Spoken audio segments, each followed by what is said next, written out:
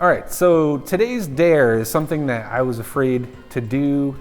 Up until now, we've kept things like well under PG-13, pretty much PG. And it's really up to you to decide how you feel about it. The nature of the show, Dare Danger Dan itself, is you're daring me to do things. And they're obviously gonna be daring, so I'm taking a little step further into the more daring territory. And this one is going to have some references to rape culture. And if that is sensitive to you, then just proceed with caution, okay? I don't mean to offend anyone or insult anyone. This is simply a drawing dare that somebody gave me and I decided to take it, all right? So buckle up and get ready for this episode of Dare Danger Dan. So today's dare, Gabriel Good dared me to draw Queen Amidala getting arrested for statutory rape, the statutory rape of Anakin Skywalker, and she's getting arrested by none other than Jeffrey Epstein, or the ghost of Jeffrey Epstein, that is. And also part of the dare is that Bill and Ted are driving the police cruiser. So buckle up, get ready. But anyway, the serious nature of this, don't forget, trauma is a real thing, and the R word is a real thing, and it happens to people all the time. So let's have respect while we're doing this, if we can. Anyway, Queen Amidala getting arrested for statutory rape. I guess, in a sense, she deserves it. It was sort of seedy and creepy what happened there in episode 2, considering everything that happened in episode 1. So perhaps more controversial than the nature of this dare is my opinion on Star Wars. I thought the newest ones were better than the prequels. Sorry, I said it.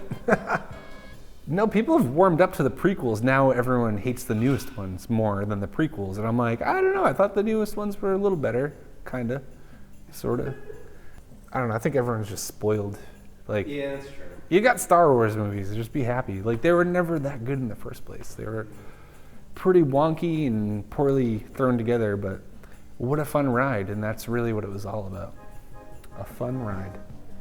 A fun ride that Queen Amidala shouldn't have taken because it was illegal. Oh, the holiday special. Star Wars holiday special from, I think it was 1979. Definitely the best Star Wars movie out of all of them. Honestly, I haven't seen the Ewok movies since I was the size of an Ewok. Don't really remember. I just remember it was kind of like, I remember I would confuse, Time Bandits in the Ewok Adventures. They kind of blended together in my mind. Yeah, but holiday special is like classic schlock. I mean, it's like such, like they were only intended to show it once ever. I think the reason why there's no like real actual copy of it is because the network, I think it was NBC, or I don't know, whatever network that originally aired it, didn't keep a tape of it. I think you can only get bootlegs of it from people that just taped it. And back then you had to be like probably pretty wealthy to have something that could record cable TV. Yeah, probably a happy accident that these things exist. Yeah. It just makes you wonder, like, what kind of like wonderful garbage didn't get recorded? Like, what kind of wonderful, like, one-time only shows are like just lost to time? And all you kids watching out there, if you don't know who Jeffrey Epstein was, he was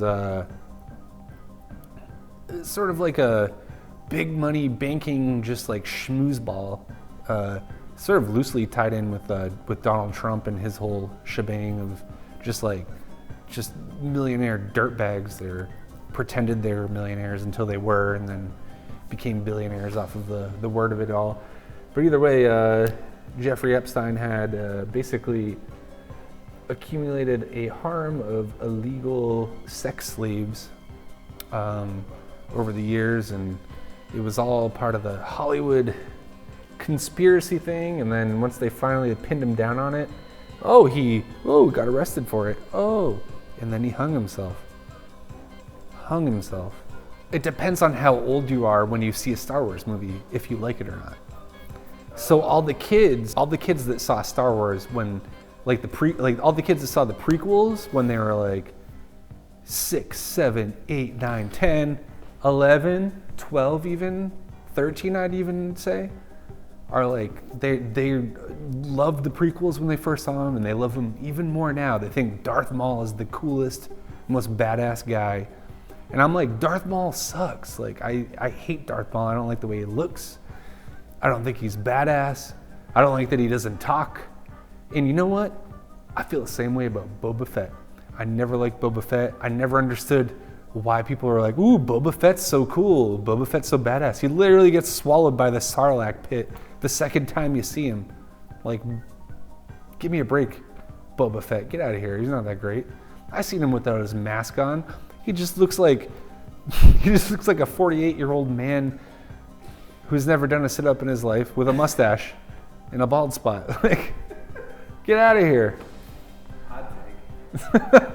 Boba Fett's not cool, never was cool. I don't get why you guys liked him. I don't get why you like Darth Maul. I don't get it. Like, the real cool bad guy out of all the Star Wars movies is Greedo. Greedo,